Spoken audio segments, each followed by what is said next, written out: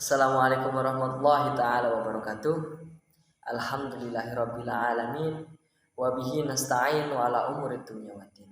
Wassalatu wassalamu ala asrafil anbiya'i wal mursalin wa ala alihi wa sahbihi ajma'in. Amma ba'du. Yang saya hormati dan yang saya takdimi Bapak Muhammad Minanur Rahman selaku dosen pengampu mata kuliah Public Speaking. Dan yang saya hormati pula teman-teman sekalian jurusan ilmu Al-Quran dan Tafsir IAIN Pekalongan yang tidak bisa saya sebutkan satu persatu. Bukan berarti saya mengurangi takdim dan juga hormat kepada kalian. Allah Subhanahu wa taala berfirman, A'udzu billahi minasyaitonir rajim. Bismillahirrahmanirrahim. Fawajada abdan min ibadina atainahu rahmatan min indina wa 'allamnahu min ladunna ilma. Dalam Quran surat Al-Kahfi ayat 65 tersebut Allah menceritakan bahwasanya terdapat kisah Nabi Musa dengan Nabi Khidir.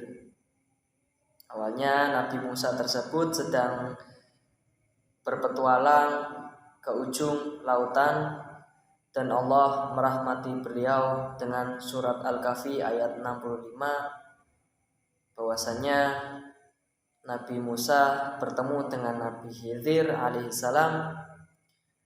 Nabi Khidir tersebut yaitu Nabi yang dirahmati oleh Allah, Nabi yang mempunyai ilmu yang sangat banyak.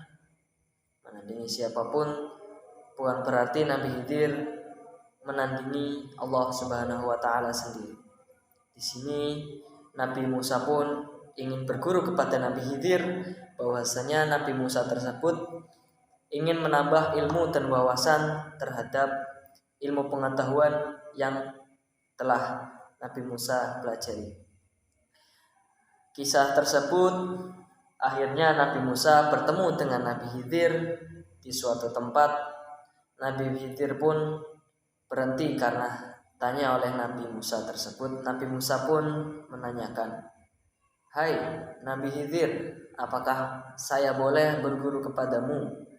Nabi Khidir menjawab dengan nada rendah, "Sungguh, apakah kamu akan kuat jika kamu berguru kepadaku? Apakah kamu akan sabar jika berguru kepadaku?" Nabi Musa pun menjawab, "Ya, fa insyaallah saya akan bisa bersabar dan mengurangi rasa sombong saya karena saya ingin berguru kepadamu." Kemudian Nabi Musa pun mengikuti Nabi Khidir. Pada awal petualangan tersebut, Nabi Musa dan Nabi Khidir pergi ke ujung lautan. Nabi Khidir lalu menumpangi sebuah kapal. Nabi Musa pun akhirnya mengikuti, yang mana kapal tersebut merupakan kapal-kapal para pelaut, di mana Nabi Khidir malah melubangi kapal tersebut dan Nabi Musa pun kaget. Lalu bertanya Nabi Musa, "Wahai Nabi Khidir, mengapa kapal yang kami tumpangi itu dilubangi?" Nabi Khidir pun menjawab, "Saya kan sudah bilang kamu tidak akan tahan dan bersabar jika mengikuti saya." Nabi Musa pun bertanya lagi, "Nabi Khidir, kenapa kau melubangi kapal tersebut sedangkan kapal yang kami tumpangi itu tidak seberapa? Bagaimana jika kapal yang kita tumpangi ini tenggelam? Bisa menenggelamkan banyak orang." Nabi Khidir pun menjawab, "Kamu tidak akan bertahan dan bersabar." Kemudian sesampainya di sebuah wilayah yang mana Nabi Musa masih mengikuti Nabi Khidir, yaitu di sebuah perkampungan. Nabi Khidir kemudian berjalan sehingga tiba di sebuah tempat yang mana Nabi Khidir tersebut melihat seorang anak. Dan kemudian Nabi Khidir tersebut malah membunuhnya secara terang-terangan. Nabi Musa pun bertanya lagi, "Wahai Nabi Khidir, Mengapa engkau malah membunuh anak yang tidak bersalah itu? Bukankah masa depan anak itu masih panjang? Nabi Khidir lalu menjawab lagi, alangkah baiknya kamu berdiam saja, tidak usah bertanya, dan kamu ikuti saja apa yang aku lakukan. Nabi Musa pun mengelus dada. Ya Allah, mengapa demikian? Apakah yang dilakukan Nabi Khidir tersebut benar atau tidak? Nabi Musa pun masih bertanya-tanya. Dan berjalan lagi ke sebuah tempat bahwa Nabi Khidir tersebut melihat sebuah rumah kumuh yang temboknya, dindingnya hampir roboh. Rumah reot ya, kalau di sini bisa dijelaskan. Nabi Musa pun memerintahkan Nabi Khidir, Nabi, apakah kamu akan membenarkan rumah yang reot itu?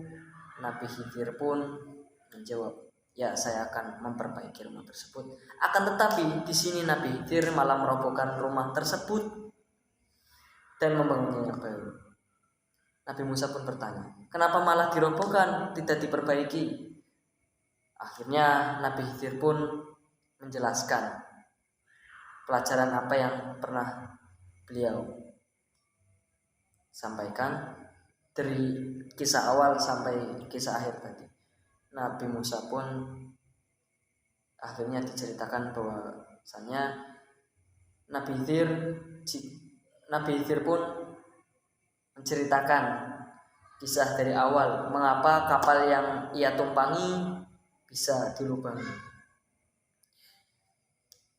Di sini Nabi Khidir itu ilmunya sangat tinggi ya. Beliau bisa mengetahui masa depan, apa yang akan terjadi, apa yang akan terjadi saat itu juga.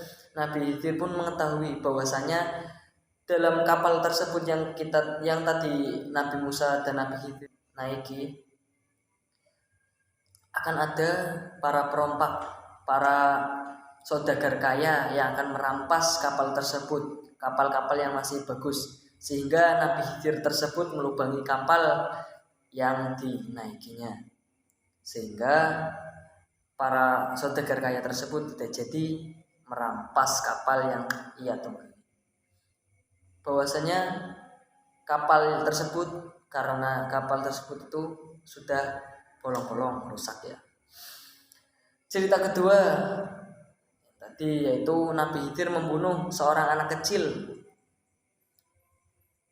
Menceritakan lagi bahwa Nabi Khidir itu membunuh karena ada niat tertentu.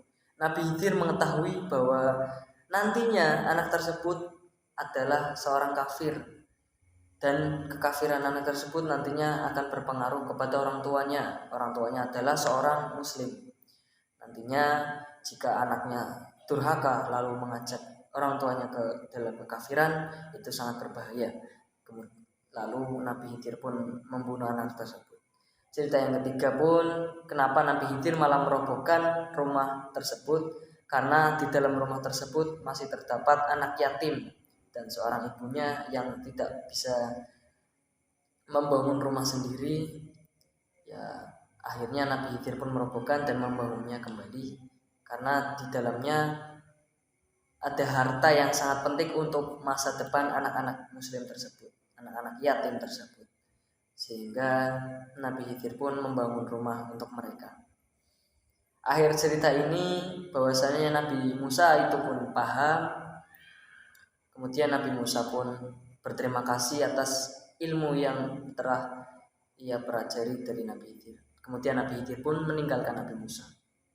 Tidak ada kelanjutan untuk pertualangan tersebut karena Nabi Musa tidak bersabar, tidak bertahan karena apa yang dilakukan Nabi Khidir. Nabi Khidir pun meninggalkan Nabi Musa. Pelajaran yang dapat kita ambil dari cerita tersebut bahwasanya kita harus bersabar dan harus ta'zim. Apa yang guru kita lakukan, kita harus mengikutinya. Jangan langsung kita membantah apa yang guru kita ajarkan, akan tetapi kita juga harus mencermati bahwa tujuannya itu menimbulkan kebaikan. Jadi di sini dari kisah yang dapat kita ambil, innallaha ma'as sabirin. Allah bersama orang-orang yang sabar. Oke, mungkin cukup sekian cerita yang dapat saya sampaikan. Kurang lebihnya saya mohon maaf apabila ada salah kata. Wabillahil taufiq wal hidayah. Wassalamualaikum warahmatullahi wabarakatuh.